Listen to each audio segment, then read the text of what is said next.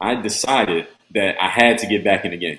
And I decided that I was going to need massive action, kind of like Tony Robbins says, that Yeah. massive action plan. Yeah. And I knew what my goal was, which was I just need to get a contract. So I just started emailing basketball teams. I wasn't emailing agents anymore. I started finding the teams and emailing them. Okay. And I would email them. I tried different subject lines. I was basically giving myself a lesson in copywriting. Didn't even know it was called copywriting. So I'm trying different subject lines, different content. At this point, YouTube exists. Yeah. That's a whole other parallel story we didn't even get into. So I had some videos on YouTube. I got a highlight video, like a 9-minute highlight video that I made myself. So I'm sending that link. I'm saying who I am. Here's my measurements. Here's where I'm from. Here's where I played up to this point. And I'm emailing every team in the world. And I sent, literally, between September and December, I sent 10,000 emails to basketball teams all over the world. Now, when I say that, people say, well, Dre, there aren't 10,000 basketball teams in the world. I'm like, you're right. I emailed the same teams over and over. Several times, right? Yeah. Different combinations, just trying to figure out. Right, because they only going to read the first one. They ain't going to read the one that was 2 months ago. Right, exactly. Exactly. So I just need one person to open my email. Now, I was getting responses, but I wasn't getting any action. Right. So finally, it was around this time. We're recording this early December. I don't know when it's going to come out, but when it was around this time that a team in Montenegro responded. And it was the manager of the team. They said, hey, we really like your video. We like the way you play. We're interested in signing you. And I negotiated that whole deal myself. And the day after Christmas, 2007, so this is right before 2008, right, I got on a plane and I went to Montenegro. That was my next contract. Wow. And that's how I got back in again. I'm excited for you to see this week's episode, but before we get to that, I have a message for you.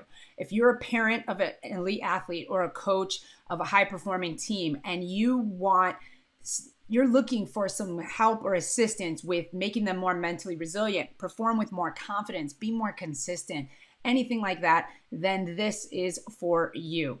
I have an 8-week program all designed to address exactly that, to help your athlete be at their best on a more consistent basis and not get tripped up by those little voices in their head and getting down on themselves for mistakes, but performing like we know they can. So what I want you to do is don't delay, just grab a time on my calendar through this link and let's set up a time to talk about your specific situation and how what I'm offering in my 8-week program can help. Okay. So it's brindrescher.com/free consultation. So click this link, grab a time on my calendar. I look forward to talking to you. And now on to this week's episode. Hello,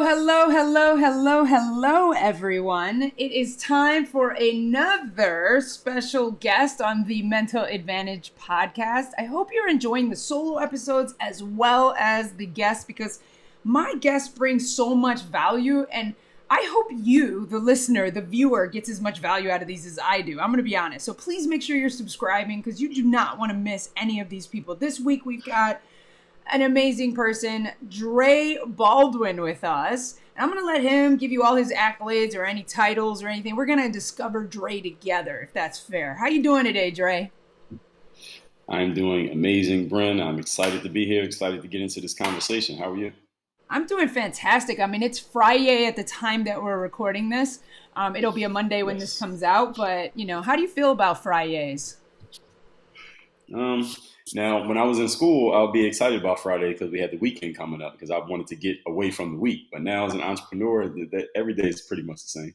So that's I feel what I always today like I do every other day. I love it. Any day that ends in Y is an opportunity to celebrate. See, this is what happens, y'all, when you master your mental skills. Now you're not tied to a specific day or time. Now it's just like, hey, any opportunity is a good time to be in a good mood. Okay, Dre, so you are from the world of sports, or at least that's where you got your origins as far as kind of maybe being an athlete. Tell me a little bit about that journey of being an athlete, how you got started, and kind of a little bit about where you ended up, all that good stuff. Sure. Well, that's basically my entire adult life. So, but I'll tell you a few. Yeah, you don't have to tell me the whole thing because I'm going to ask you the pivot point. So let me narrow it down. How did you get started with your sport, and then we'll take it from there. All right. Well, I got started. Well, I come from the city of Philadelphia, now in South Florida, but come from Philly. Always played, the usual street sports, street football, touch football, kickball, basketball in somebody's backyard court and all of that. My first actual real organized sport that I tried to play was football. but I didn't really get into it because my family couldn't afford football equipment. So I never really played football. And then I went on to baseball for a few years and wasn't really good at baseball. My ceiling was probably mediocrity in baseball. So I finally moved on from that. And at age 14, I started playing basketball. And that's the sport I ended up sticking with. But 14 is actually pretty late to get started in the sport. So, but I stuck with it. I mean, you don't need any equipment. You don't even need other people to play basketball. You can play by yourself if you want. Tried out for my high school team. We only had one team, no JV, no freshman team. So just one team. Didn't make that team until I was a senior. Sat at the bench, 2 points a game, which is not a lot in basketball. It's a lot in hockey or soccer, but not basketball. And then needed to walk on and play in college. Wait. Let me stop you right there. Okay. Did you just say, I should make sure, maybe I heard it wrong. Did you just say you didn't make the team until your senior year? That's what I said. So, wait. Okay, we gotta stop it right here. Y'all, not only did he say he started late at 14, but he didn't even make an organized team until he was a senior. Okay, so let's talk about this. How do you stay hungry for a sport if you're getting cut every year? Like, talk to us about that journey, because most people, if you start your senior year in high school, you're not playing in college. I mean, there's so many people that probably would tell you that. Tell me if anyone told you that, and tell us how you stayed through it to get to that point. Yeah, well, most people told me I wasn't even going to make the high school team, let alone they didn't have to talk about college. Yeah, exactly. Because I was, even that year I was on the high school team, I was barely even playing. So nobody was talking to me about college. They didn't have to, I guess they figured they didn't have to discourage. But, when I was through those 4 years, let's say from 9th grade through 12th grade in high school, I just kept coming to the park, practicing. I would play, pickup games with all the neighborhood kids. Everybody comes to the playground and plays basketball. And, we all talk trash playfully. Everybody thinks they're the greatest player when you let them tell it. And the players would tell me, well, you're not even on your high school team. You don't even play for a lot of times I wouldn't even be on the local recreational league team. We play on the outside and there's a rec center right next to the court. They say, well, yeah, you play out here on the outside, but you don't never play on the inside. We would call it under the whistle with the referees. So that kind of stuff, I heard that all the time, but it actually, the environment that I come from and the era that I come from, that's just a normal thing, especially with young males. We just talk trash to each other. That's all we do. We talk about each other all day. We talk about our clothes, our haircuts, the girls we seen you with. That's all you do. So you develop that thick skin. And if you didn't have it, then you couldn't come outside. You just didn't come to the playground. So that was just a normal way of being for me. I wasn't looking at it like, man, this is building my mental toughness. This is going to make me stronger in the future. We weren't thinking about it that way. Now that I can look back on it and articulate it, I see it that way. But back then, we didn't think about it like that. This is just the normal way we lived. Yeah. Okay. So you barely played your senior year. Mm-hmm. Now let's talk about that. Cause obviously at somewhere around, I was recruited when I was in high school for track and field, but I was mostly recruited by Division III. I had my eyes set on Division I, which is where I ended up going. Right. So I was not really so I don't know exactly when that process starts, but it's different for everybody. I know some schools contact you when you're in junior high, depending on how good you are. I had Marvin Bagley on the podcast, and he said that I think the first letter he got was in 5th grade. I can't even imagine, right? So when you have, like 5th grade, somebody's like, hey, I just want to let you know I'd love you to come to my college. What? I'm not even thinking about college in 5th grade. At least I wasn't. Maybe I wasn't. All right. So tell me, Dre, you don't play much your senior year. How do you set your sights out? Was the intention to play in college, or was it just, look, I'm going to get an education and maybe I'll play basketball? Tell me about that process. No, it was I'm going to play basketball and maybe I'll get an education in the process. So it was the other way around. So the thing is, I come from a home of an educator. My mother's an educator. So I basically had a teacher at home growing up. So I was always into reading and writing. And my mom was all about, my sister, she's a year older than me. She's not an athlete, but my mom was all about, you're going to get an education, go to school, get a degree, and, get a good job, the whole American dream thing. So she was all about that. So I knew I wanted to go to college. And for me, it wasn't so much about the academics. It was fine that the academics are going to be part of it. But where I come from, most of the people in my neighborhood, most of the people in my family, most of the people who I was around, they had never left Philadelphia. Nobody ever went anywhere. And if nobody went far. And even when they did, they came back pretty quickly. So I looked at college. For me, I was looking at it as my ticket to get out of the environment that I was from and possibly go and see some other aspect of the world. Because even though we didn't have the internet quite by then, I graduated high school in the year 2000 to give everybody a frame. we didn't have the internet back then, so we couldn't see everything, but we had TV, we had magazines, we had movies. I mean, we knew that there was stuff going on. I knew California was out in the West Coast. I knew Florida was down in the South. I knew the weather was better.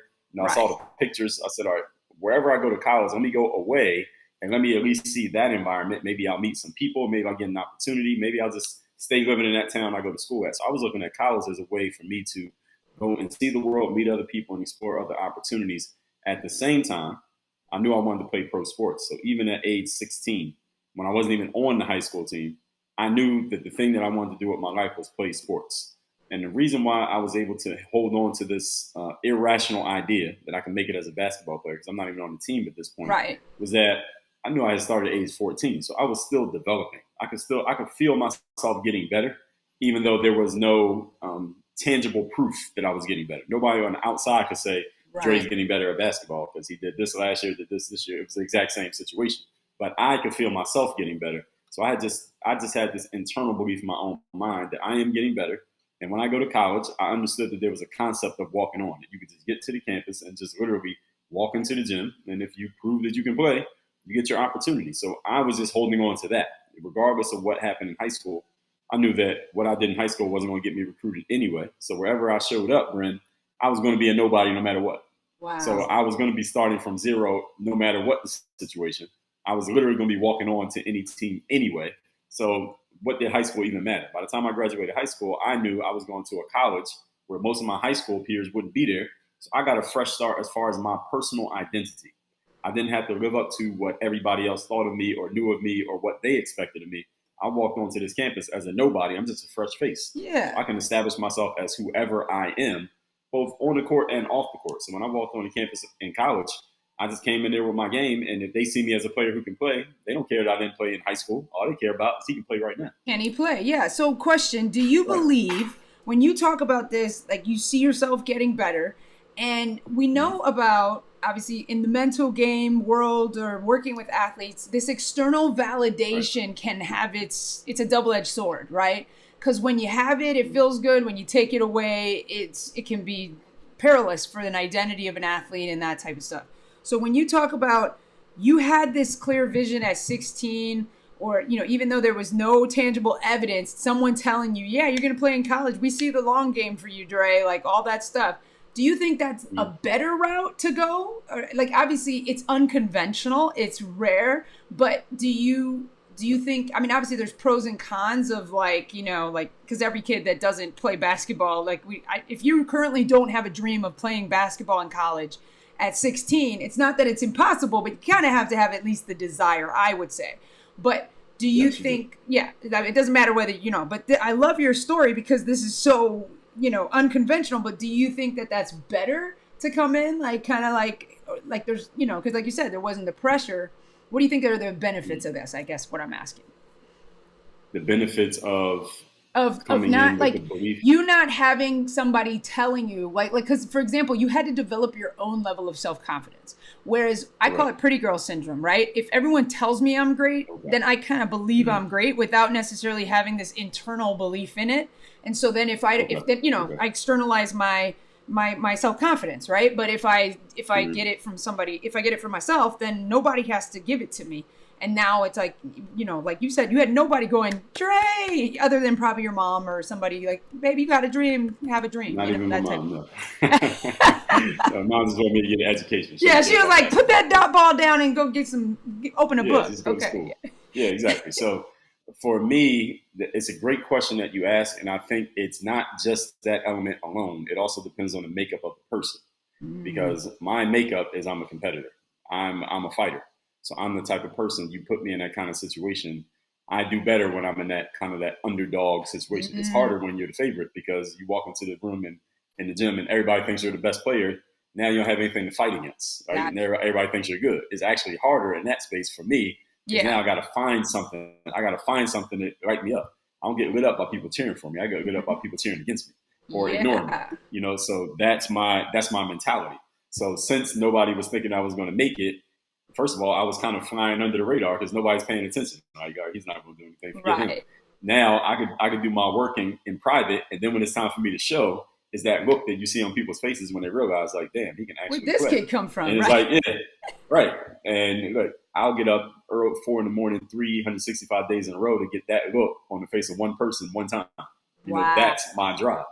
You know what I'm saying? Yeah. So that's the type of person that I am. I've always been that type of individual. So having that kind of being counted out, I wasn't even counted out. I wasn't counted, period. I wasn't even part of the tally. Yeah. So that was my drive. Like, okay, I can prove I was fighting against the situation. It wasn't a person I was mad at, just battling against that situation. But being a competitor, that's always been the thing that's pushed me in the sports world. I'm writing down 365 days a year for to put that look on the face of one person, because I'm going to remember that when I put this episode out, because I'm like, I need that quote. I love it, because that's the kind of drive we're all after. You can't, that's something you can't teach. Do you agree with that? Like, I can't put that inside of you. I can teach you the mental skills. I can give you the stuff, but I can't teach a kid how to have that. Absolutely. You can't teach that. That is something that is not on you, is in you. And that is in me. Nobody ever taught that to me. Nobody ever preached it to me. I didn't get that from any motivational speaker. That's something I've always just been that type of person, even before I could explain it. I can explain it to you now, but I couldn't explain that 25 years ago, but it was in me then. It just had it. Right. No, I love that. I love that. Okay. So now we're walking into the gym. We're obviously ready to stun these people. Like, okay, y'all don't know about me. Ready to ball. Talk to me about the process of being a walk-on, because I'll tell you, Dre, I walked on to my track team, and I honestly don't remember the experience. I don't mean the entire experience of being on the track team, but I mean the day that I walked into practice. That I don't remember. Yeah. But what I always kind of felt a little bit, and just, I've kind of felt like, oh yeah, I walked on, right? Whereas people were like, do you realize you walked onto a D1 program? And I was like, I don't know. I just thought it was the thing you do. I wanted to run track, so I just kept doing it, right? But I didn't know, like, that was like, in hindsight now, with the help of other people, it's like, you know what? Yeah, it is a big deal, because, not everybody can make their, college team. But I did. So tell me about that. I know you didn't have a less than attitude. We've already talked about that, but you're walking in, you're walking on. What do you think it takes to walk on to a college program, regardless of what division it is?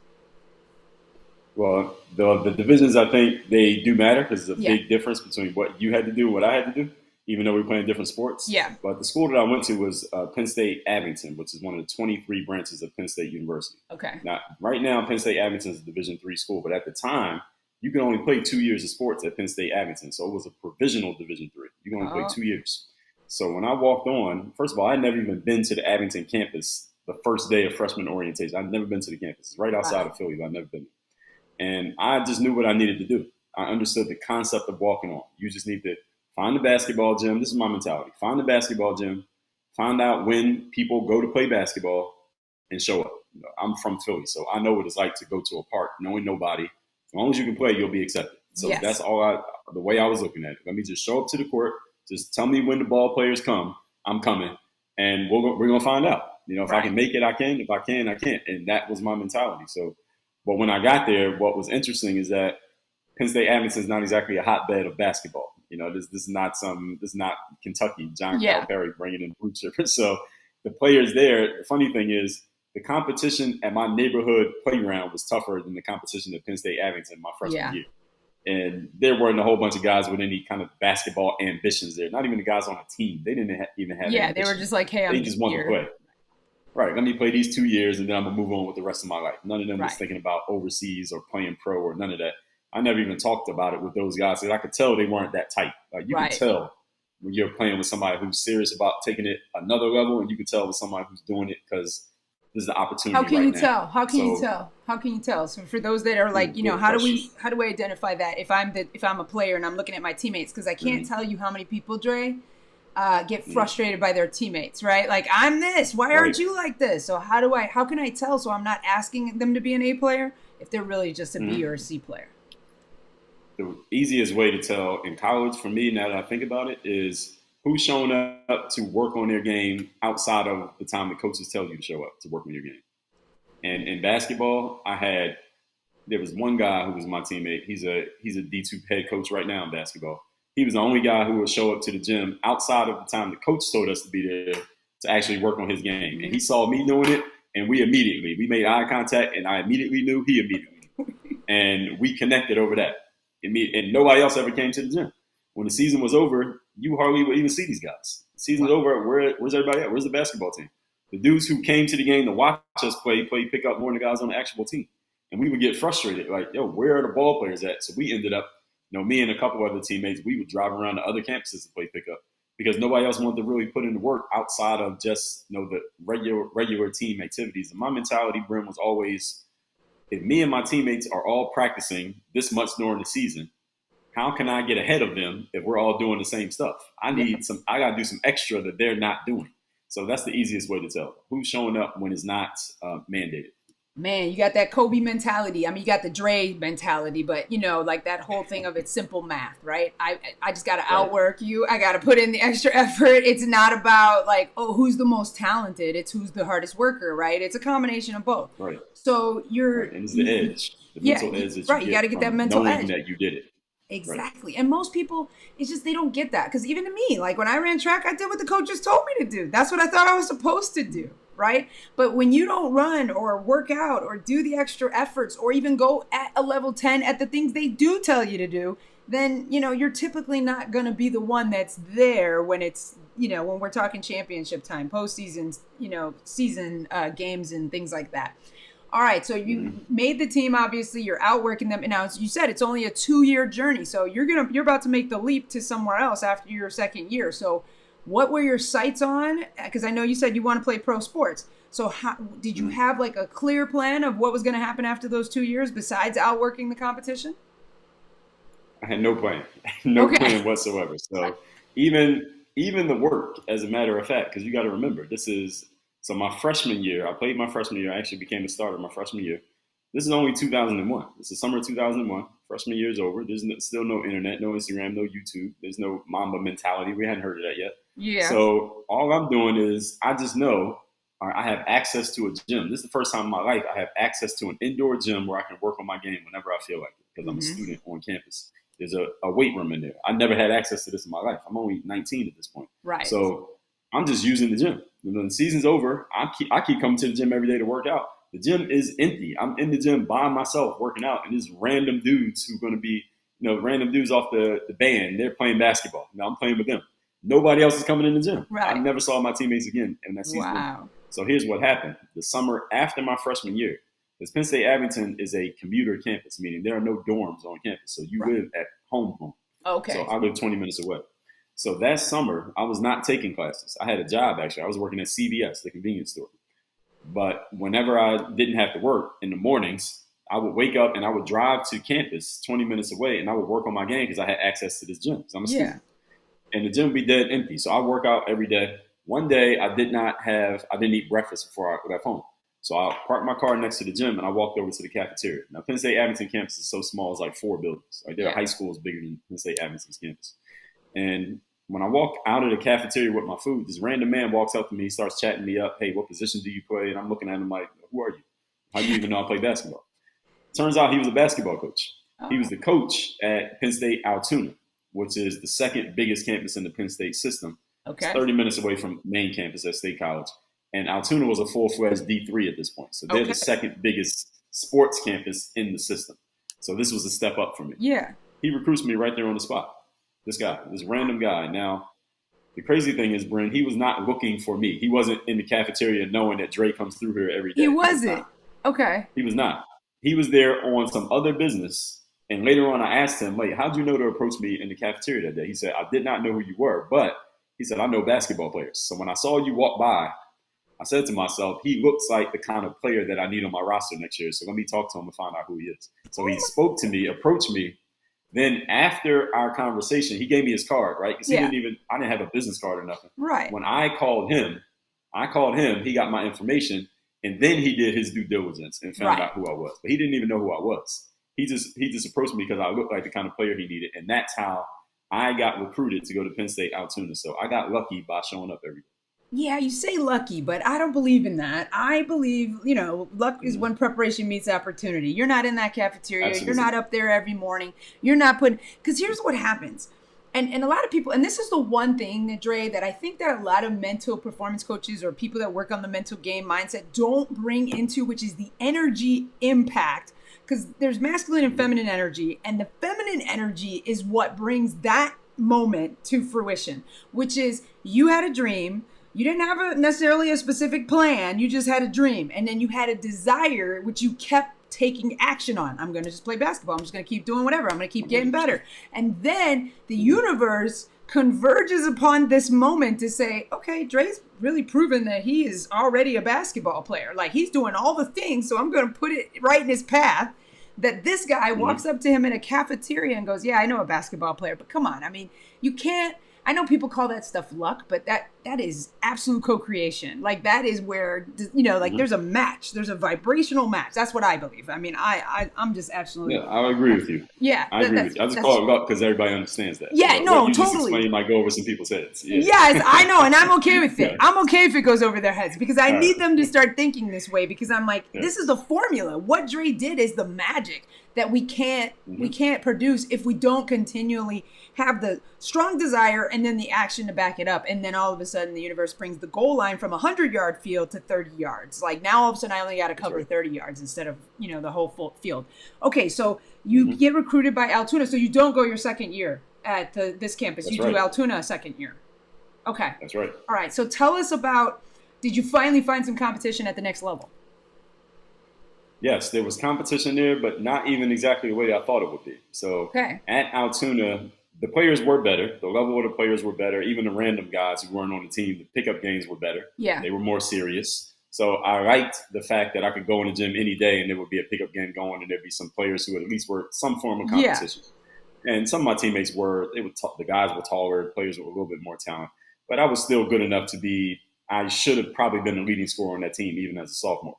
Okay. However, I ran into a challenge that I did not see coming, I didn't know about, which was at that level, the coaches expect you to really work hard and practice every single day. And I didn't know what that meant. I had no idea what that meant.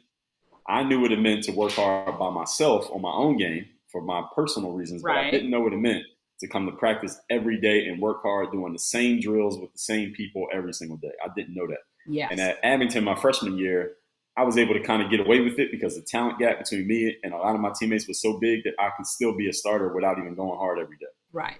But at Altoona, I couldn't get away with that because the level was a little bit higher. So I ended up, I didn't even start. Actually, all of that season, I only started one game, which was our last game of the season in the playoffs. Go figure. But I didn't start the rest of that season, not because the players in front of me were better than me. It's just because they were more consistent as far as their effort in practice. And that was something that led to a clash between me and the coach all year. He would be frustrated with me because I wasn't working hard enough to earn playing time, even though he knew, like, dude, you should be starting and leading our team in scoring, but I can't put you in the lineup because then it'd be against the ethics of what I'm making everybody else do. So you got to earn your time. And it wasn't until the end of the season that I finally did enough to earn a starting spot. What was the shift? That's what happened that sophomore year. What was the shift? The shift was just sitting on the bench so much, getting frustrated. Yeah. The coach telling me, like, dude, you need to maybe hit the weight room. Whenever you get down in the paint, you're getting knocked down, you're getting pushed around.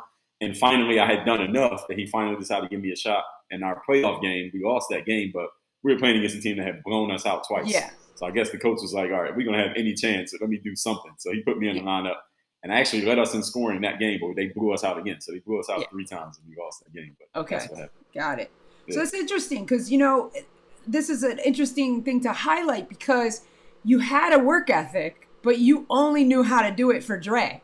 And so when someone else was telling you, you were like, no, I've been doing this for a long time. I got this, right? And it's like, no, there's a system. So this is important. So what advice do you have for athletes who don't really understand? Because I had a young lady on that played for UConn, and she was talking about that. There's a system at UConn, right? So you got to fit into that system. So what advice do you have for athletes when they come into a situation like that? If they come from like a world where they're kind of more self-motivated and kind of like, how do I get myself? I have my own goals. How do I fit that into your goals, coach, team, etc.? Right. Good question. I think the number one thing is just be humble enough to go to the coach. Be humble enough to go to a teammate and say, hey, what do I really need to do to play here? Like, what am I really going to have to bring? Like, when the coach asked me, I remember that summer when I got recruited, I went out there to visit. And he said to me, what's your drive? What motivates you? And I said, well, I'm self-motivated. I'm motivated by myself to work hard and get better. And he said, all the players say that they're self-motivated, but sometimes they show is a little bit different. And that I remember that conversation even to this day, because I was self-motivated to get better and I wanted to go further in basketball, but I didn't know he didn't really articulate exactly what he meant. But showing up every day in practice, I didn't know that was going to be asked of me. I didn't know. Yeah. So I wish somebody had told me, because if he had told me that, then I would have said to him, well, I'm going to need some help with that, because I don't know how to do that. I don't know what's expected of me. So I wish I had known what I didn't know later on. But nowadays, the good thing is people like yourself and myself, we can tell the athletes, listen, this is really what you're going to have to do. It's not about you during that season. It's not really about you. No. It's about doing what the coach wants for the team. Then in the game, you might be able to do some stuff for you, but it's not about you at that point. Now, I had no idea that it was like that. Right. So that was a rude awakening for me. Yeah, for sure. It is a different animal when you're like, because it's one thing to say, I have a goal. Like right now, obviously you and I are both entrepreneurs, and we could say, hey, I have a goal, right? And nobody is gonna, but if I go in, and even in working with teams, which you've done and I've done, just because I have a goal doesn't mean the coach and I have the same goal. And so I have to figure out how to fit within their system to get them the results that I also want for them. But, and sometimes you got to translate things in different languages. And what I don't mean foreign languages, but I mean, different levels, right? Coaches want something different than sometimes even a mindset coach wants, or whatever, or even the strength and conditioning coach. So we have to figure out how to work together and wrap that athlete and that team around the shared collective desire. So absolutely great. Right. Be humble and communicate. And coaches also need, I did a whole episode on this, Dre. Coaches need to learn the love language of their athlete too, because it's like, obviously if I'm your coach, right, I need to learn how to get Dre's self-motivated self to figure out also, hey, I want to get you there, but here's what it's going to take on this team. Right. And then it's like, oh, okay. Right. Versus, hey, other players say they're self-motivated. We'll see. That's not the same thing as, hey, okay, well, let me tell you what self-motivated looks like to me. And this is what it's going to take. Right. And now I'm like, okay, cool. Click. I got to do that. So fantastic. Okay. So you played 4 years there, or you transferred again? My first year was Abington. Then I had 3 more years at Altoona, but I didn't play the whole 3 years. Oh, that's right. Sorry. Yes. Not 4. I meant 3. But you did not end up playing 3 years? I did not. Okay, so tell me what happened then. Okay. So the coach who recruited me that season, we lost our two starting big men. We lost them in the preseason. One to academics, one to injury. Then we lost him to academics right after that. So we didn't have any big guys. I wasn't playing. I was the most talented player on the team, but I wasn't playing as much as I should have been. Right. I didn't earn playing time. And our team was terrible. We lost a lot of games that year. It was one of the worst seasons in the history of the campus. That coach gets fired after the season. So he gets replaced by a former NBA player, this guy named Armin Gilliam. And Gilliam comes in, and you know how it is in college. When a new coach comes in, they want to bring in some of their own people. Yep. And they want to get rid of some of the former players because they're connected to the previous coach. They want to bring in their own regime. Same thing a CEO does at a Fortune 500 company. Yep. So I did make the team when the new coach came in. We had 9 returning players. Only 3 of us made the new team. 3 returning players made it. I made it, but I only lasted through the first semester, and then I ended up out of the program because me and that coach were just butting heads. And he already had it against all the players who had played for the previous coach because the previous coach didn't like the way that he had been replaced. Yeah. So he had an issue with the academic staff and all of this stuff. So I was the last one who was still on the roster. I was the last holdover from the previous coach. So the second half of my junior year and all of my senior year, I was not on the basketball team. I was completely healthy, completely academically eligible, and not on the basketball team.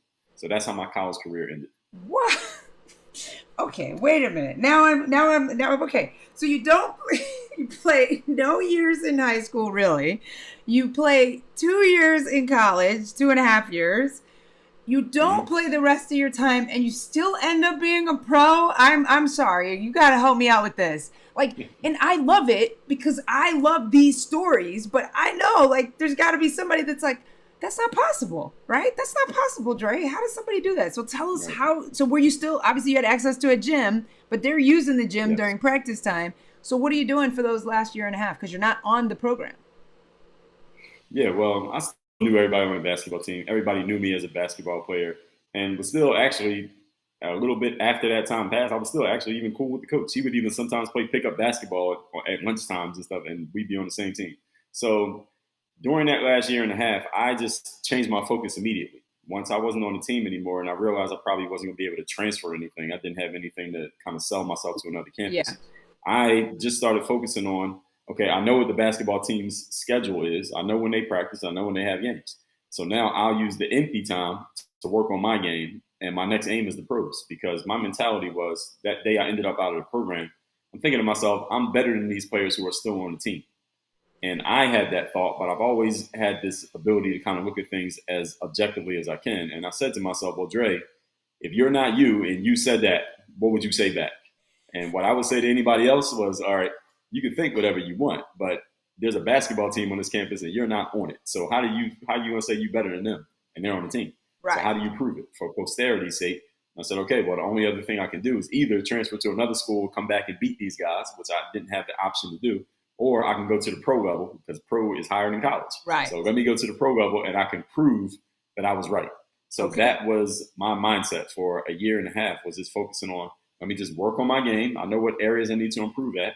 I'll play to pick up with whoever comes in. When the season's over, I'll play with the guys on the basketball team, and then we'll take it from there. But I had to have that discipline for my whole senior year, and that second half of my junior year. That's all I could focus on. Yeah, that's insane, because you got to stay focused. And also, of course, you can be better than everyone on that team, even if that were the case. But that team is not necessarily the best. So being better than them is not saying anything for a pro dream. So how, when you talk about work on what you need to improve, what are you using? What metrics? Because you said the internet's not around. So how are you focusing on what part of my game do I need to improve to even get a chance at the pros?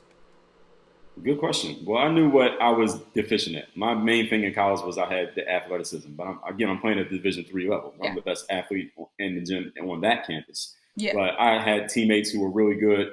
I had a couple of teammates who were really good with the ball handling. And I was a solid ball handler, but I didn't have the crossover moves like they had. So I would work on that. And, I could shoot from the outside, but I had teammates who were better shooters. And because I was the athlete guy, people would rather me shoot than drive to the basket. Right. So I said, all right, let me work on my shot. So that's not something that people want to push me towards anymore. So I just started working on the things that I would see my opponents didn't. But the things my opponents wanted me to do, I started working on those things so I could get better at it. So that was my metric.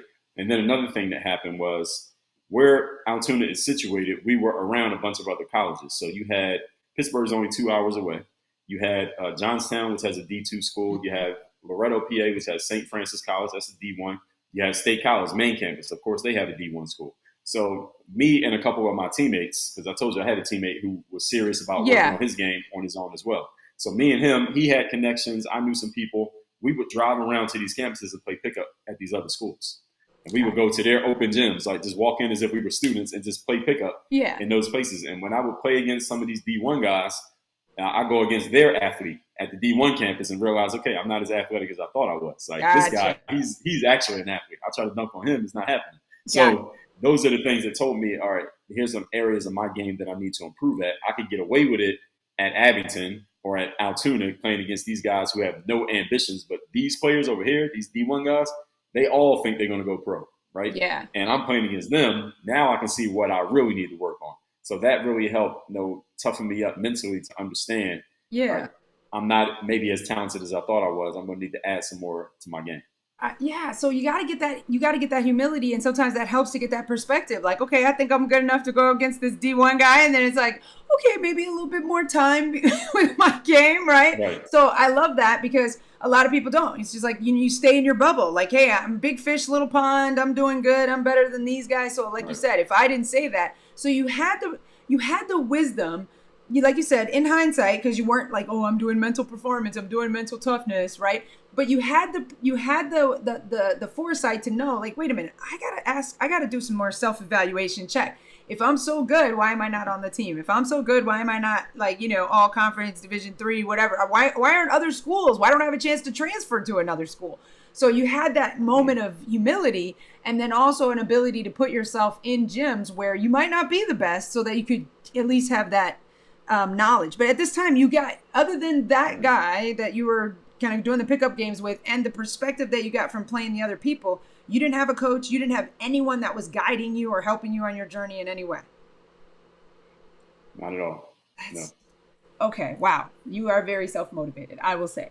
All right, and way to keep your perspective. Okay, so obviously you do this year and a half, you're tuning up your skills. Are we set on overseas or are we set on the NBA? Or either? Well, of course, everybody who ever picks up a ball wants to go to the NBA. Of but course, I knew I probably wasn't getting drafted. Yeah. And, right. And also the G League at the time was the D League. Yeah, the D League. And back then you couldn't even. Back then, I don't think they even had open tryout for the D League. You had to get invited. You had to know somebody who knew somebody to even try out for the D League. Okay. At the time, they didn't start the D League. The open tryout stuff didn't start till around 2009. Okay. I remember I went to that. So my thing was, all right, I'm gonna play overseas because my college teammate, he's from North Carolina. He knew guys who had played overseas, so he had an idea of how to do it. Okay. And he was saying, well, he introduced him to this concept of exposure camps, which is they have these even for amateurs now, but they have exposure camps for pros where you pay your money, you go to the event, and you try to show your game. You get 2, 3, 4 days to show your game against a bunch of other professional prospects, and the goal is to impress somebody enough that you get offered a contract. So that's what I had my sights set on once college was starting to end. So that was the next plan. Fantastic. Okay, so now we're in the exposure game.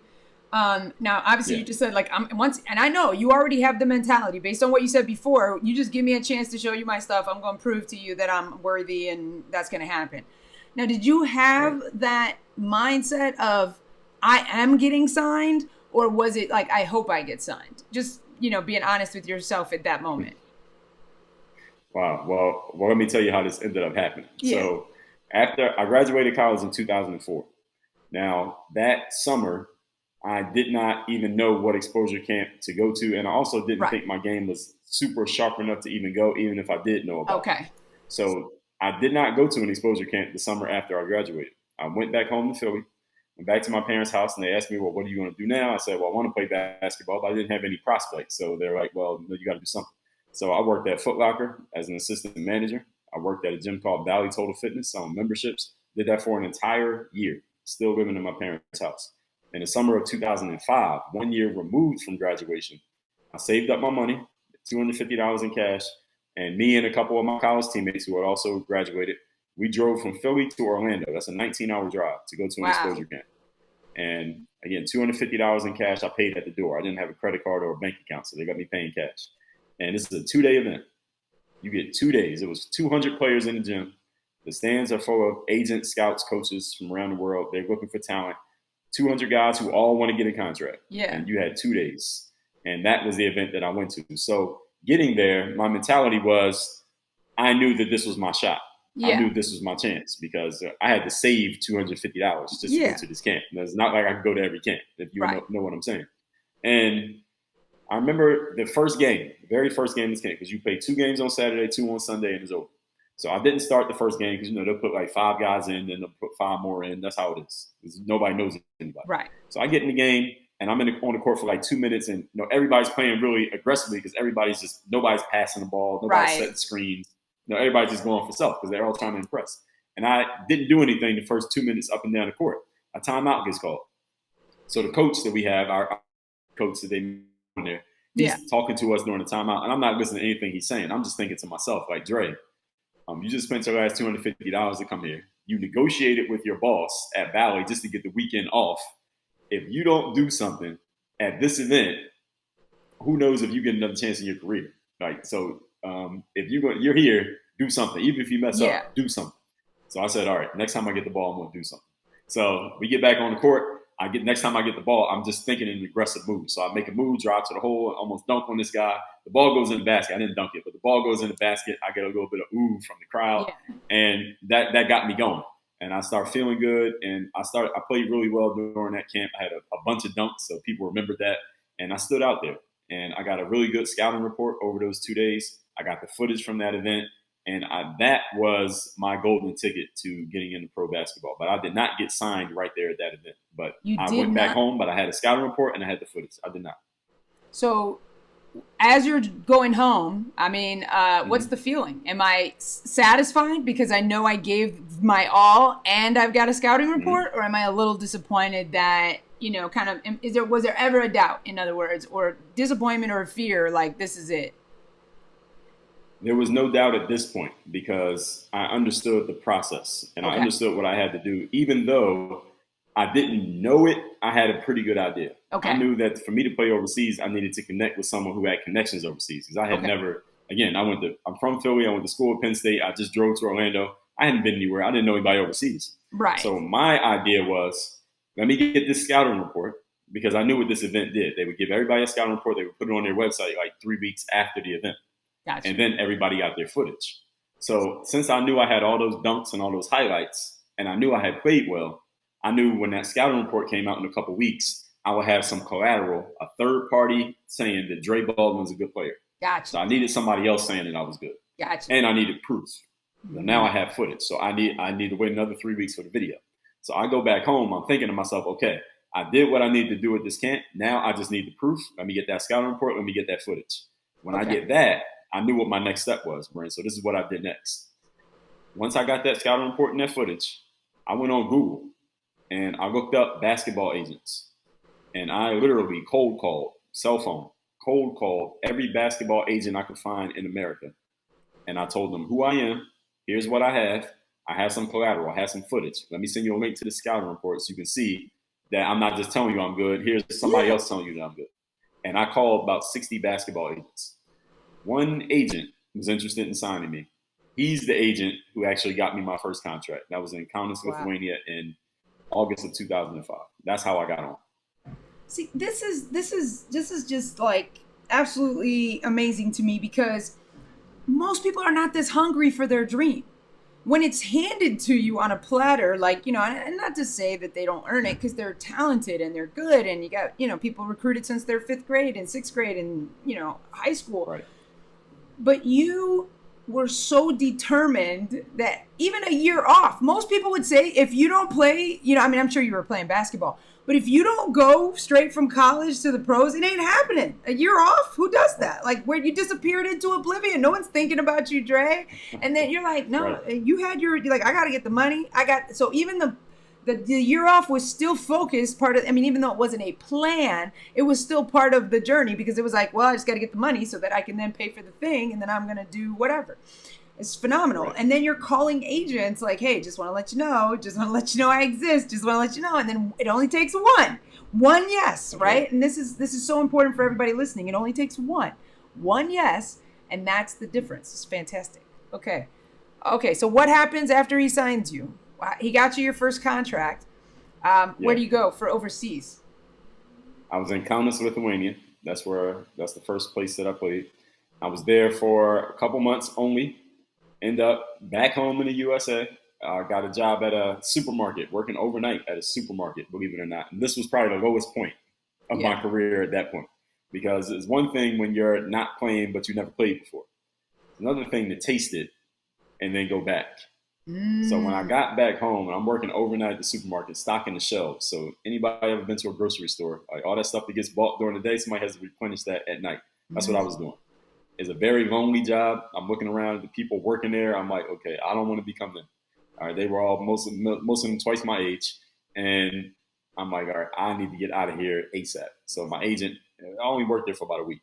My agent got me another job with a traveling team in the USA, and I went and played. It's like a show traveling basketball team, kind of team where you drive around a 15-passenger van all around small towns that most people never heard of. And it's not a glamorous job by any means. We're staying in Motel 6s. But it's better than working at the supermarket. At least you can play basketball and make money. So that was my next job. Then from there, I met a guy who had some connections playing in Mexico. One of my teammates on the traveling team, he had connections playing in Mexico. Right. And when we would play on our off days, we would play pickup basketball at random gyms on the show team. So, because in the show team, we would have these choreographed stuff. It's kind of like the Harlem Globetrotters, but like the Walmart version. Gotcha. Right? The Walmart version. So during the games, it was like choreographed. So you can tell who could really play or not because it was all acting. Yeah. But on our off days, we would play actual regular basketball. So when we played regular ball, one of my teammates, he saw me play regularly. He was like, oh, Dre, you can actually play. He said, when I get back to Mexico, Dre, I'm going to call you. I'm going to connect you with somebody, and I'm going to get you on down here. So just look out for my call. Yeah. He went back to Mexico. And about a month later, true to his word, he called me. He said, Dre, I got somebody to connect with you. I know an agent down here. I told him about you. He's going to bring you down here. He's going to give you some opportunities, but I'm going to tell you what to do. Go out here and just do your thing. Shine, score points. Like down there, it's all about points. The score points. So he told me what to do. True to his word, and I went down to Mexico. I took funny thing, I took a Greyhound bus to Mexico. I was in Arizona. I took a Greyhound down there. It was a long ride, boy, and it was hot. But I took that ride. I bet. I got down to Mexico, and I got on. I played down there, and that was a very interesting experience. Just Mexico on and off the court was an amazing experience. I wouldn't trade it for anything. I wouldn't do it again, but I would not trade it for anything. That experience down there, and that was So those were my first 3 jobs, and that was through. By this point, we're in 2006. Okay. I don't know how much of the story you want me to tell. No. Well, I kind of want to. So I want to go back for a second, and I'm fascinated by all of this. What happened so when you said you tasted it, and like you said, you told about what happened in the supermarket, but again, you hadn't given up on your basketball dream, even though, like you said, you tasted it, or did you start to worry, like? When you went back to your agent, did you say, give me a job in basketball? Or was he just like, yeah, let me see if I can help you get a job, like a better job? Or and whatever happened in Lithuania, was that like, again, did you ever have a fear? Like, this is it. It's not happening for me.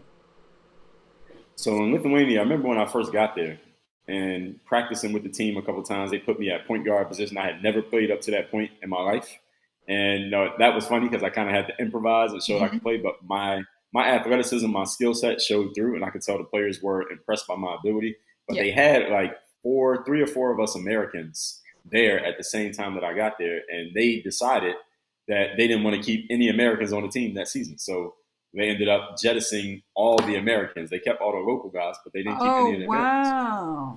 Okay, gotcha. Right, so I stayed there. I stayed in Lithuania for a couple more weeks because I was hoping my agent could find me a job in Europe because I was already in Europe. Yeah. But he couldn't find anything. And eventually he said to me, look, you might as well just go back home because we don't have anything here.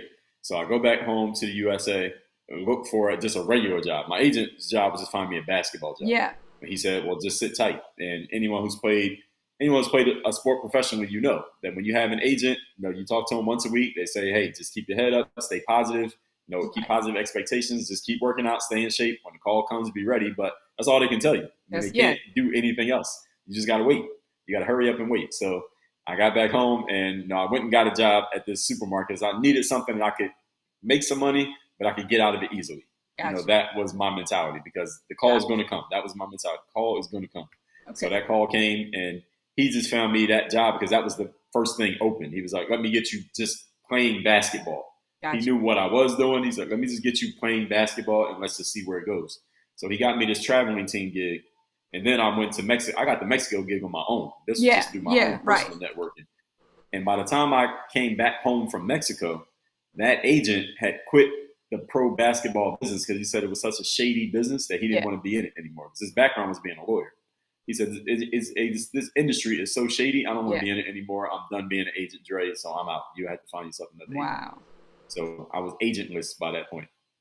So I know in true Dre fashion, being agentless and not having any current prospects on the horizon doesn't mean much because – so do we continue or are we now pivoting to a different part of sports?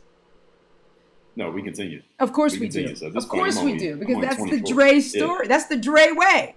All right, so Dre, what happened? I feel like I'm watching a Netflix series. I got to keep it going. I think right at this point, Netflix is asking me, am I still here? Yeah, I'm still here. I need to know what happened. Go ahead. Yes. So I'm only 24 at this point. So yes, we are absolutely still playing. So at this point, I come back home to Philly. And now I'm like, all right, 24. I didn't have a job offer. And I was talking to my agent in Mexico because I played during the summer in a league, but I wanted to play during the fall in a league as well. But he's like, man, but you got to wait. He's saying the same thing. You got to wait, hurry up and wait when the call is going to come. He's telling me there's delays. We don't know if it's going to happen. And I can't keep waiting on this guy. Again, I'm still living in my parents' house. My parents are looking at me funny. And they're not saying anything, but I know what they're thinking. So I'm you can feel the energy. Yes, absolutely. I'm like, I got to get out of this house because they experienced what it was like to have that empty nest. Like, all right, our kids are out of the house. We did our job. And now here's this guy. He's coming back. So I got to get out of here. So I went and got me a full-time job. I got a job working at a gym, a different gym, selling memberships, and I moved out. First time my life moved out. So I got me a little studio apartment, still in Philly, $700 a month. And I'm working at this gym. And that's when I went and got me a gym membership. And I'm working out. This gym had access. They had a basketball gym in one of their other locations. So I would wake up at 4 a.m, go to the other location, work out, get dressed, change my clothes, then go to work, then go play pickup at night. So I was basically sacrificing sleep during all of 2007. And that year, I ended up moving to Florida. I met a girl, moved to Florida. So still didn't have a job in basketball, it is. So I'm in Florida. This is late 07, around this time, 2007. So between September and December of 2007. And all 07, I did not have a job playing basketball. Right. Professional. I decided that I had to get back in the game. And I decided that I was going to need massive action, kind of like Tony Robbins says, that massive action plan. Yeah. And I knew what my goal was, which was I just need to get a contract. So I just started emailing basketball teams. I wasn't emailing agents anymore. I started finding the teams and emailing them. Okay. And I would email them. I tried different subject lines. I was basically giving myself a lesson in copywriting. Didn't even know it was called copywriting. So I'm trying different subject lines, different content. At this point, YouTube exists. Yeah. That's a whole other parallel story we didn't even get into. So I had some videos on YouTube. I got a highlight video, like a 9-minute highlight video that I made myself. So I'm sending that link. I'm saying who I am. Here's my measurements. Here's where I'm from. Here's where I played up to this point. And I'm emailing every team in the world. And I sent, literally, between September and December, I sent 10,000 emails to basketball teams all over the world. Now, when I say that, people say, well, Dre, there aren't 10,000 basketball teams in the world. I'm like, you're right. I emailed the same teams over and over. Several times, right? Different combinations, just trying to figure out. Right, because they only going to read the first one. They ain't going to read the one that was 2 months ago. Right, exactly. Exactly. So I just need one person to open my email. Now, I was getting responses, but I wasn't getting any action. Right. So finally, it was around this time. We're recording this early December. I don't know when it's going to come out, but when it was around this time that a team in Montenegro responded. And it was the manager of the team. They said, hey, we really like your video. We like the way you play. We're interested in signing you. And I negotiated that whole deal myself. And the day after Christmas, 2007, so this is right before 2008, I got on a plane and I went to Montenegro. That was my next contract. And that's how I got back in again. See, I don't, this is, obviously you have written a book and this story is already in a book. But I'm like, we need a movie. We need a movie because this is that coming, Dre? Is that movie already out there? Am I not aware of it? Is there already somebody playing in Hollywood? Netflix hasn't called me yet. So they haven't called you yet. Okay. But I love the idea of like being so determined. Like, again, another year off, y'all. He's not even like, he's like, you know what? I'm going to go be pro again. You know what? I'm not done yet. I'm not done yet. So I'm just going to go and then so determined for a month. And this is what I was just saying this on a live the other day. Do you have the conviction in your dream to do this kind of stuff with no foreseeable results at the time? Like there's no responses. I just need one. And most of us, we're so attached to the outcome that we won't do it. Like, hey, nobody's responding. I'm just going to give up. But you had the conviction of, I'm playing basketball. I just need one. So I don't stop until I get one. And this is absolutely fantastic. So you play in Montenegro. How does that go? How long are, and do we ever, well, anyway, just tell me about, I don't want to skip ahead. So just tell me, Montenegro, what happened? Montenegro actually went good. That was a good situation. Okay. That one actually, it gave me a ton of, on top of the first time that I got on, Montenegro situation gave me a ton of confidence because I created that one out of absolute zero. Yeah. That was no agent. Yeah, the agent didn't even give me that connection. I made that connection 100% myself. So that told me I could do anything. If I could do that and go from working at some gym, selling memberships on commission to getting back into pro basketball and getting signed to a contract and everything all by myself, I could do pretty much anything. So that situation kind of turned me mentally into a monster. So I knew that I could do anything from this point. So played in Montenegro, finished out the season with them, came back home to the USA. The following fall, I get a job in Germany. And this, again, was no agent. Didn't have an agent working for me at this point. And this one was funny because there was this person who I had these videos on YouTube at this point. This is only 2008, so YouTube was not YouTube yet. But I'm putting videos out, and I would get people commenting, and sometimes they would send me direct messages and stuff. But you don't know who these people are. They're just a screen name. You don't know if it's a male, female, young, old. You don't know who these people are. Right. They're just talking. They're like, I'm from this place, this place. So there's this guy who says he's in Germany. And one day he's messaging me. He's like, yeah, I'm actually the manager of a pro team over here in Germany. And who knows if he's telling the truth. Yeah. I'm like, there's no name, no face, nothing. Right. And one day I DM him, and I'm like, hey, your team should sign me then. And he's like, all right, well, can you play center? Now, mind you, I'm 6'4". And those of you who don't know basketball, center's that's like a little short for a center, yeah. Yeah, so I'm a guard. But he said, can you play center? I said, yeah. So he signed me. Of course. Yeah. So they signed me. They brought me over there. And actually, I don't know why he asked me that, because when I got there, they had an American who was like 6'8". He was playing center. Yeah. But anyway, that's what he said. So I ended up playing for that team.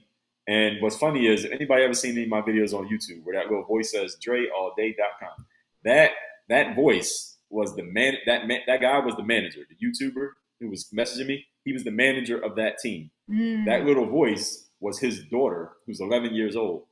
She was filming one of the games, and I guess they were talking about me, but they're talking in German, so you can't understand what they're saying.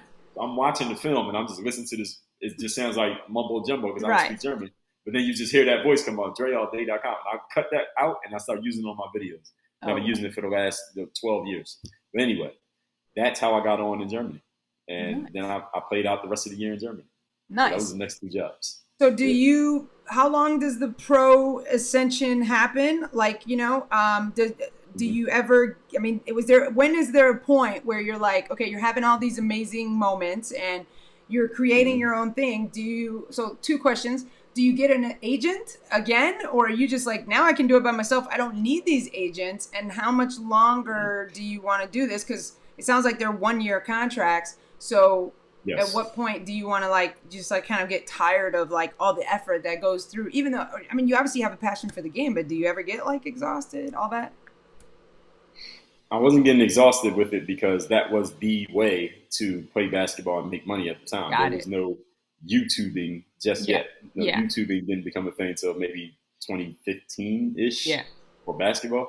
So at that point, I'm 1-year contracts. Yeah. And now we get to around 2009. So around 2009, this was an inflection point for me when it comes to the entrepreneurship side. So it actually picked us up right to the perfect point. So I found myself unemployed again. I didn't have a job again. Yeah. And at this point, I'm 27. So now I'm getting closer to 30. And I'm like, all right, I had to really start taking care of adult responsibilities. In other words, I need to know where my money's coming from and when. It can't just be every year I'm going to get another contract and then we'll see how long this goes. And then I needed something that I could control. So, and I just finished reading Tim Ferriss's 4-Hour Workweek at the time. And I remember asking myself a really important question. How can I combine 3 things? Number 1, something that I have that I love to do, which is play basketball. Number 2, something where I have some natural inclination that I can combine with basketball. And that was be on computers and the internet. I'm really a computer geek at heart, even though I'm an athlete as well. So how can I get on the internet? Because I've always had an affinity and just natural skill with computers. And the third one was, how can I make money from it? How can I combine all 3? Basketball, internet, money. Now, again, this sounds simple today, looking back. But in 2009, this was not simple. Was not a thing. A lot of money to be made just doing stuff on the internet, just putting out. If you were blogging in 2009, you were a bum living in your mom's basement who needed to get a real job. All right, that's who you were in 2009. Right. Or YouTubing. There was no such. We weren't even using the word YouTubing in 2009. Right. So at that point, I started creating my own programs and like products, so training programs for basketball players. And I remember I put the first one out. I made a little 2-minute YouTube video, told them about it. It was a 1-page cheap website on a free hosting platform, $4.99 program. And I remember I made the first sale. I had a BlackBerry phone at the time. Did you have a BlackBerry, Gray? I never had a BlackBerry. No, you never had one? Okay. No, I've never had one. So, all right, so the BlackBerry, whenever I've been you got an email or a Samsung, text, Android ever since the beginning, so. Okay, you had an Android. All right. So when you got an email or a text on the BlackBerry, there's a little red light that would start blinking. So I remember the red light would blink. It blinked one night. It was maybe 9, 10 o'clock. And I checked the email, and it says, congratulations, you made a sale. This is my first sale. And somebody bought this $4.99 program on how to dribble, simple to advanced dribbling drills program, 7-day program. I basically used my YouTube videos as the source material. I just put names to everything. I gave them 7 days of drills to do. This program actually worked, but I was just using stuff that I already had. Yeah. Made that sale, and I had to go on. I had to open up my email account and I had to send an email to that coach. I had copied and pasted their email address, and I had to send an email with an attachment of the program because I was so primitive at the time. I didn't even understand the concept of auto delivery. I didn't know how to set up the auto delivery to where you buy it, you immediately get the program. Yeah. I didn't know that existed. I did that for about a week before I realized there has to be a faster way, and I discovered auto delivery existed. So when I made that first sale, Brent, this is the important part. I said to myself, I could do this forever. Can't play basketball forever. But I can do if this. I'm just using my knowledge, what we now call intellectual property, I didn't know that phrase back then. But if all I got to do is use my brain, I could do this forever, and I could do more than just basketball. So that's what really set my mind towards how can I use, because I read Robert Kiyosaki, Rich Dad Poor Dad around 2002. Mm-hmm. So when I read that book, that told me, all right, I want to become an entrepreneur, but I didn't know how, when, where, or what I was going to do. I knew basketball was going to come first. I knew entrepreneurship was the finishing. I was going to finish out with entrepreneurship. Yeah, absolutely. Right. So by 2009, when I sold that first program online, I said, okay, now here's where I can apply the stuff Robert Kiyosaki was talking about. So that's when I start setting my mind to how do I take the knowledge that's in my head, codify it, get it on paper, so to speak, and sell it to other people. So that's what I started doing around between 2009 and 2010. That's when I started doing that. So now that set me on the path to where I'm at now. Okay, so you knew you couldn't play basketball forever. You already knew back, like you said, in 2002 that you were going to go the entrepreneur route no matter when basketball ended. Did you go through a dark night of the soul when you stopped playing basketball? So even though you had this new thing, this new hat to wear, a lot of athletes go through a hard time of, I'm a basketball player.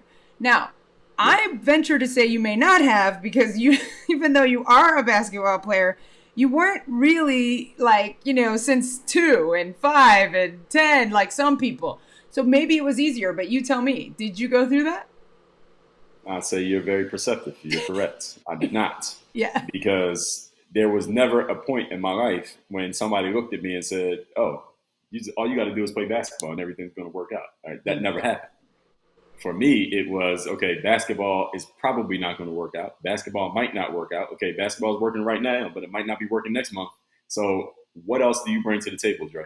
And that was a conversation I always had with myself. Who are you, and what else do you bring to the table that is marketable and worth money if you don't get another job playing basketball?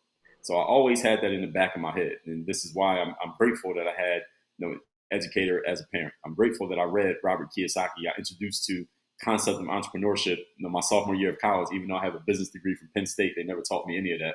I learned all this through books. It's a funny thing, different conversation, but funny thing. Yeah. And that's how around that time, 2009, 2010, when I started creating those programs, I said, oh, this is the superpower right here. I thought it was basketball, but it's not basketball. It's being able to articulate and codify the knowledge that's in my head and explain it to another person. That's really what the basketball players liked about me. Yeah. That's how more people know me from YouTube than know me from playing overseas. Yeah. Because on YouTube, I could explain the game in a way that most players can't explain the game the way that I can. Right. They might be able to play better than me, but they can't explain it better than me.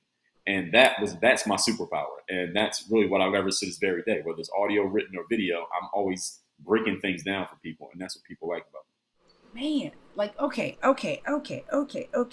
So what was the question that I had, Bryn? Just remember, it was, okay, because you said that you never identified as that. You knew you could codify this information.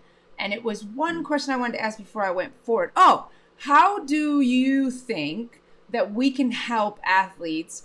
I ask a lot of people this question, but obviously the identity issue is challenging. And so you obviously work with athletes as well. How do we help them with that whole, you're not a basketball player? You are someone who plays basketball, but that's not who you are. How do we help them with that? And knowing that you didn't go through that, and because you never had it as your main plan, but what advice do you have for those that it is? Man, that's a really good question. It's a deep question. And I think the answer is not super simple. Yeah. I think one of the places that it starts with the upbringing. It starts with who are the responsible adults around you and what are they telling you? Because I never had the responsible adults around me telling me, my parents saying, hey, you're an athlete, you're a basketball player. All you got to do is play ball and everything's going to work out. Nobody ever told me that. Right. I decided to play ball. Right. And even with basketball, and this is something I tell people all the time, I never looked at myself as a basketball player. I always looked at myself as a business person. Basketball just happened to be my business for 9 years. And when basketball was over, it was time to move on to something else. I haven't played a single game of basketball since 2015. I don't need to. Right. Because I have other things that I can bring to the table that excite me and that where I can produce value that I don't need to play basketball ever again. Yeah. And that's nothing against basketball. Yeah. But that was my business for that time. When basketball's over, it's time to move on to something else. But not all athletes have that mentality. Actually, many athletes do not have that mentality. And that's actually the question that you're asking. Yeah. Yeah. So that's the challenge. And I think it starts with the way that they're talked to by the people around them. Is everybody around you telling you, all right, you just play ball, everything's going to work out. The challenge with that is there's a few athletes who they follow that and it works. Yeah. And they make a lot of money and they become famous and they live happily ever after. But the exceptions prove the rule. For every one LeBron, you got 10,000 possible Dre Baldwins, and every one Dre Baldwin who makes it, you got 9,000 who don't. So what happens to them? And that's the challenge. Those people right there. And they have to somehow, some way get it in their heads that who you are as an athlete or what you do as an athlete is not all of your being. And even if you make it, all the way, when you finish playing, right? When you finish playing, Kobe was 38? Michael Jordan was 40. Yeah. Most athletes are done by the age of 30. And if you look at the average career length of athletes, most athletes are done by 25. Yep. So who are you for the next 60 years when you get done playing? What else do you bring to the table? And something I tell athletes all the time, nobody cares about a former athlete. Now, I don't care if you're 27 or 37. All right, you used to play? Okay, you gotta go stand in line at the club. You can't walk up to the front. All right, you don't play anymore. And nobody cares about a former athlete. Right. Now, the fact that I used to play, I will still leverage it. I'll still tell people, hey, I played 9 years of pro ball, but I've written these books. I've done these TED Talks. I do this business now. Now I'm doing this. Nobody cares about what you used to do. What if the last thing that I did significant was play ball, and that was 6 years ago? Who am I? Nobody wants to hear from a guy. What am I doing? You haven't done anything the last 6 years? Yeah, what have you done since? Nothing?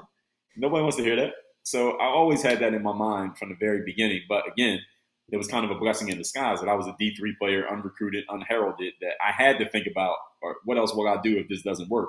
Whereas the athlete who's been yellow brick road straight to a D1, they may be deluded into thinking that it's always going to work out that way, and they get smacked in the face with reality. Reality didn't smack me in the face. It just waved to me, and I got the message. You're like, I got it. You don't have to say anything. Exactly. Okay. So, no, I love that answer. Thank you so much. Like, yeah, what are you going to do with the next 60 years? Because that's so important. Like, yeah, I mean, the average NFL player, 3 to 5 years. 3 to 5 years. Exactly. That means if you graduate at 22, you're retired at 25. I said this on a previous podcast. So it's like, it doesn't matter, y'all. Like, yes, NBA has a little bit more of an upside, like as far as but the average is pretty low, right? Like the Jordans and the Kobes are rare stories, right? And we know Tom Brady is a very rare story in football, where he's still playing at 43. And so Dre, you pivoted to this. You started codifying your knowledge. You went on to write books and TED Talks. When did that become like? I mean, obviously everything was just kind of like you fell into it. You just did it. But like, when did you think like, okay, I'm going to write a book. I'm going to go for speaking. Like, when did you start making those pivots of like, oh, I need to do this? Or was it just, again, the amassing of the knowledge? Well, the book writing, I was always into writing. So even before I was on YouTube, I was blogging.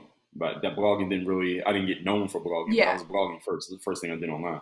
And when I found out about self-publishing, where you could write a book and just put it out, you didn't have to go through anybody to put out a book. Right. I said, okay, I'm going to write a book. Like, this is how I did my NBA career. I mean, my pro career. Yeah. So, yeah. Yeah, so let me just go write a book. So I wrote my first book. It was just me telling my story of when I first started playing ball. It was just for the basketball players who were following me. And then players were asking me about mindset. They were asking me about discipline and mental toughness and confidence and taking initiative.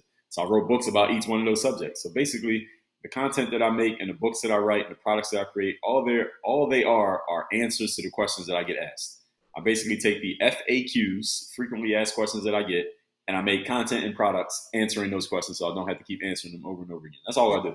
Yeah. That's my entire process. So that's how the books came to be. That's fantastic. And I started that in 2010. What are the names of the books?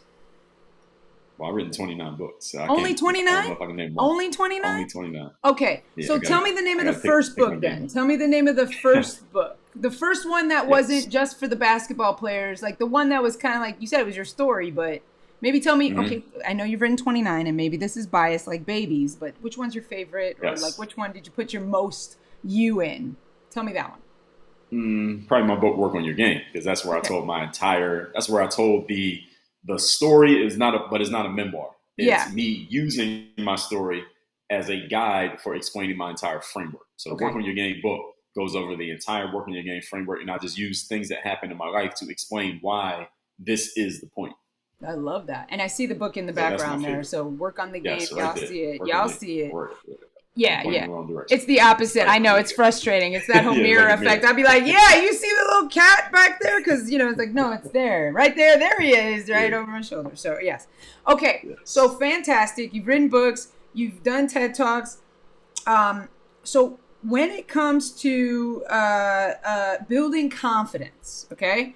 Let's talk about that because that's a big thing. So there's two things. I'm going to ask you maybe two more questions, and then we're going to get to the rapid fire questions. I got to make sure we get this in an hour and a half, no more. Because even though I want to talk to you more, I want to know more. Confidence. Talk all day. I know, but my editor, it's my editor's limits, right? So, but I'm definitely going to have. What'd you say? I said sorry to your editor. No. I think it's pretty clean. No, I love it. I don't edit my episodes. Like I don't take anything out. So then I got to have part 2 Dre. So I got to have Dre come back. Yeah. This is what I know. All right. So Dre, confidence. What's your advice for confidence? How do I build confidence? Athletes ask this all the time. So I know you get it all the time. Oh, 100%. Well, first of all, let's get clear on what confidence is. The definition of confidence is your belief in your ability to do something. And I tell people, number one source of confidence that most people don't talk about is discipline. Discipline creates confidence. If you look around at the most confident people you know, they're often very disciplined individuals.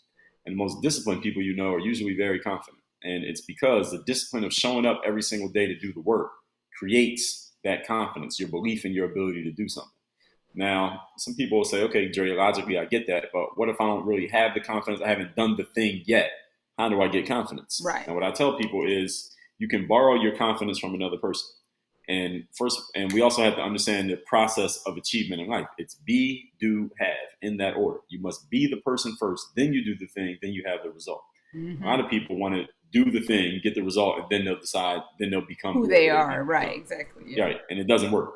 So they're doing things out of order. So they keep doing. It doesn't work. And then they think something's wrong with them or something's wrong with the process or they got the wrong information. The problem is you're just doing things out of order. There's nothing wrong with anything. You just accept your process. Yeah. So the being part, what I tell people, let's say an athlete, basketball player, I'll say to them, all right, think of the most confident player that you know of or a player who you like to play like or a player who you're a fan of. How would they walk into the gym for this game that you're about to play tonight? All right. How would they feel? What kind of energy would they have? How would they react or what kind of energy would they get when the crowd's trash talking them or the other players are on the other team they're coming up to guard them? What kind of energy would that player have? And then I want you, player, to assume the energy of that player, your favorite player. You're the Damian Lillard, the Kobe Bryant, Steph Curry. Assume that player's energy. I'm not saying pretend to be them. Yeah. I'm saying assume their mentality. Assume the way they walk in. Something that I tell people, like I heard a comedian say, he said, well, not a comedian. He said a guy, before he goes on dates, he would watch videos of comedians because comedians are gregarious, they're loose, they're affable. And he wanted to be like that when he went on the date so that he wouldn't be all stiff when he was talking to a girl. So even athletes, like you don't have to be a basketball player. You could be a track athlete, but before a competition, you could watch a video of Kobe. Not because you're going to dunk the ball, but because you watch his energy and you could assume his energy and apply it to run in the 4x100. Yes. Right? Yes. It's the same thing we can do you could take that with anything. You could watch a movie of some actor who's in that zone and you could apply that to playing ball. Yeah. Right. Absolutely. So you can do this with anything. And because humans, we have these mirror neurons. And the mirror neurons is we watch another person and we can assume some of what they're doing, either the direct action or the energy, even though we're not doing the exact same thing. So that's what I would tell someone is you want to pick up the energy of the person who is already in the zone that you want to be in. And then you apply that energy to your skill set. Then you go out there and do the thing. Now you have the experience of doing the thing. So now next time you don't have to think about Kobe. You can think about you. Nice. Now you can be yourself. So you can borrow that energy from somebody just temporarily. And then you can go back to being you. But the whole fake it till you make it, I don't believe in it. I think when you tell yourself that you're faking something, it's kind of like Cinderella. When the clock strikes 12, you know that beautiful gown turns back to rags. So you don't want to be faking anything. You want to become something. You want to being, then doing, then having. Nice. Very well said. All right. Question I want to ask. What is the thing that makes doing mindset work the hardest? Like, you know, you love it, but it's like, this can be like what people do. What don't people know about working on mindset or working with like performance and the game, that type of stuff? What do they need to know that they don't know that makes it hard for you as a practitioner of it, or or someone who teaches it? Okay, so you're saying when you say people, you're saying the people who teach it or people who receive it? No, for like anyone. Like, so what I'm saying is you are someone who does teach it. What don't people who are outside of that, maybe athletes or even just the individual that thinks like, oh, I kind of understand what you do, but what don't they understand about what you do that they need to know? Like, that makes it hard sometimes. What they don't understand is that the human mind, first of all, the human mind works off of images, not off of words. And many times we try to work on our mindsets, or someone tries to help us work on our mindsets with their words, but words are rational and logical. Your rational and logical mind had to be open to understand words. But whenever someone is good enough to use their words to put an image into your head, that's when they really start to get through. So this is why when you think of a rapper, someone gives credit to a rapper. What do they say? They say they paint pictures with words. Right. That's what makes, or a good speaker, or even a good author. What does a good author do? When you're reading a good book, you lose yourself in the book. You say, I'm going to read 10 pages, but you look up, you read 50. Because the book has started to put an image in your head that you just want to keep going through that vision. Right. So a really good speaker, or a really good writer, or a really good coach, they put an image in your mind that changes everything. What you really want are images, because that's what the brain works off of, and they're much easier to remember. It's hard to remember a string of words, but it's easy to remember an image. And an image can produce an entire storybook.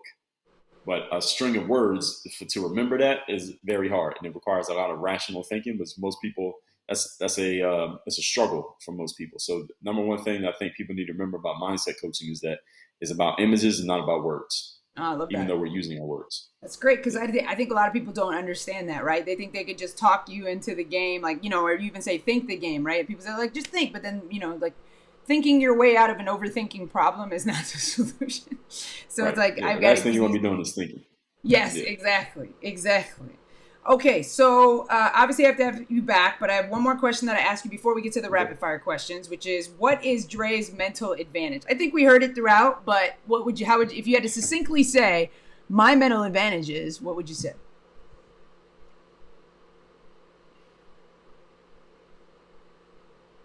My mental advantage is,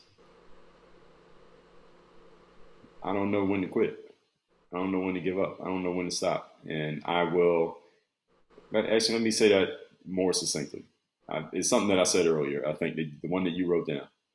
I will get up at 4 a.m. every day for a year straight just to see that look on one person's face one time. That is my mental advantage. I love that. That's definitely it. Okay, mic drop moment right there. Okay, so we got the rapid fire questions, Dre. These are the real serious questions, so be ready, okay? You thought those other ones were hard or whatever. These are the hardball questions, okay? Are you ready? Yes. Okay, all right. What is your favorite snack? My favorite snack is Rita's water ice. Do you know what that is? I do. Well, wait. Okay. Where are you? Are you still in Philly?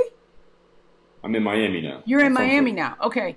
Is that, yes. It's not shaved ice. It's not like that. Is that what we're talking about? Like it's similar, but Rita's is a specific company. Yeah, no, I know about Rita's in Maryland. I used to live in DC, so I do know about. Yeah, yes. Okay, gotcha. Okay, I know what that is. It got to be from them, not anybody else. Got to be Rita's. You're not. It's not just shaved ice, guys. It's Rita's. Okay, got it. Okay. That's right. Not the street guys with the cart. No. Exactly. Now. So normally I ask what your favorite flavor of ice cream is, but since you like Rita's, are you doing ice cream, or are you just kind of like, no, I like Rita's? No, I don't like ice cream. You don't like ice cream? Yeah, I was going to say. Okay, if you had a superpower, what superpower would you want and why? I want the ability to read people's minds.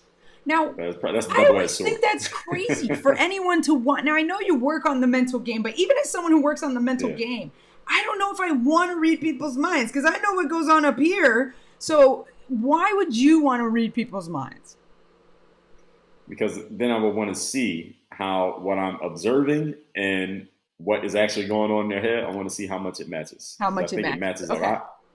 If you could read people's minds, I think the way that they actually externally display themselves would directly correlate if we could read people's minds. Yeah. I think I would only want to read their minds if I could distill out some of the chatter.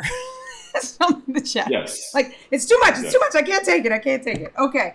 All right. If this one's an interesting one. Yeah, everyone has toilet paper at their house, okay? Some people are passionate about this. Do you like toilet paper to go over the top or under the bottom, and why? Oh, it has to be over the top, because if it's under the bottom, then you got to like reach under, and I'm tall, and then like you got to bend your wrist, and you get carpal tunnel syndrome. So question, if I put it wrong at your house, like in other words, you know, if I'm staying with you and I put it wrong at your house, do you change it? Absolutely. Okay. Immediately, as soon as I notice it, I change it. It's like, why is this like this? Okay, now here's the thing, Dre. This is the defining moment. Not everybody does this. I do not. I'm an over. When you go to someone else's house, will you change it? Mm-hmm. No, I won't change it. Okay, yeah. See, most people won't, but there's occasionally some people that are like, yeah, no, I'm changing it. I don't care. It's got to be the same everywhere I go. Okay, awesome. Who is your personal hero? Myself. I don't mean that in a cocky way, but I never had a hero person that I looked up to like that. I have people who I look at as like virtual mentors and I learn from, but I'll have to say myself. I love that. And what do you want to be remembered for? I want to be remembered as a person who helped other people understand their capacity and their potential, and because of something that they got from me, they were able to take themselves to their best possible level. Love that. All right. So where can we find you, Dre? Where do we find you? What are you working on right now that you want to, promote? Take it away. It's your time. Mm-hmm. All right. Well, I'll give everybody a free copy of my newest book. If they would just cover the shipping, I'll share that. So that's this book right here. You also see that. Let me see if I got the pointing right. There you go. Yeah, the other way. There you go. I had it. There you go. Right there.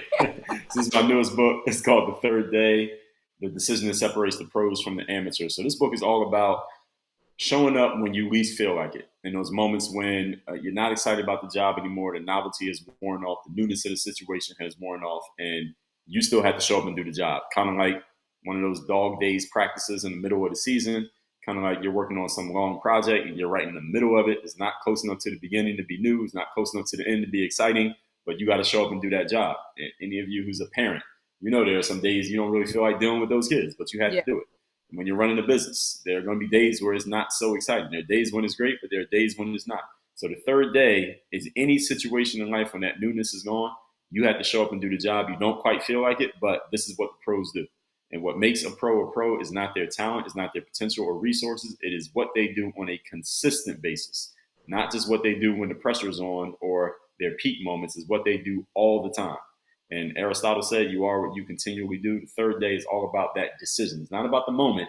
It's about the decision, because that is a choice that you get to make. It's your mindset. And I'll give you this book free. All you got to do is cover the shipping. Just go to thirddaybook.com. Yes, this is a physical book, thirddaybook.com. And I'll make sure that's as far as where I'm at. Okay, great. And as far as where I'm at, I'm all over the internet. I'm on every platform. The only thing I don't use is TikTok, but I'll use everything else. So my Instagram is at Dre Baldwin. I'm on LinkedIn, Twitter, YouTube, Facebook. Just look up my name. I'm easy to find. I publish on all those platforms every single day. Fantastic. Okay, you heard it here, y'all. Go for the thirddaybook.com. We also got connect with Dre Baldwin. I mean, you don't need much more than this interview to see that he knows what he's talking about, and his own personal story is so inspiring. So just knowing that he naturally had a lot of this, and now he's taking a lot of that knowledge and putting it in books to leave breadcrumbs for the rest of us to follow these same blueprints. So fantastic, Dre. So glad that you came on the podcast. I can see your mental advantage from here, and just really enjoyed this conversation. Well, me as well, Brent. I really appreciate you sharing your platform. It's been a great conversation. Awesome.